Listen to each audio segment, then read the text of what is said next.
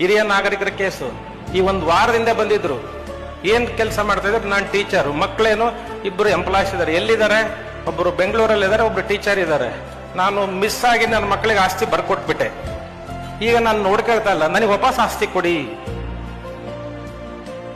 ಕೇಳಿದೆ ನಾನು, ಯಾಕೆ ವಾಪಸ್ ಆಸ್ತಿ ಇಲ್ಲ? ನನ್ನ ಮಕ್ಕಳ ಮೇಲೆ ನಂಬಿಕೆ ಇತ್ತು ಸರ್, ನಾನು ಟೀಚರ್ ಅಲ್ಲ, ಪೆನ್ಷನ್ ಬರ್ತಾ ಇತ್ತು, ಕೊಟ್ಬಿಟ್ಟಿದ್ದೀನಿ, ಈಗ ತುಂಬಾ ಕಷ್ಟ ಆಗ್ತಾ ಇದೆ, ವಾಪಸ್ ಆಸ್ತಿ ಕೊಡಿ ಅಂತ. ಇಂಥವು ದಿನೇ ದಿನೇ ನನಗೆ ಕೆಲಸ ಬರ್ತಾ ಇದಾವೆ.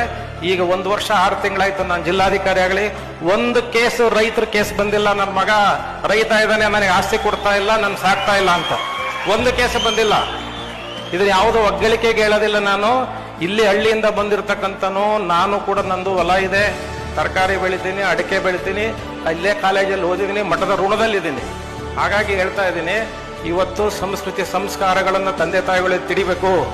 95% ಅಲ್ಲ, 100% ಅಲ್ಲ, ಬರೀ ನೀಟ್ ಅಲ್ಲ, IAS ಅಧಿಕಾರಿ ಅಲ್ಲ ಇಂಪಾರ್ಟೆಂಟು.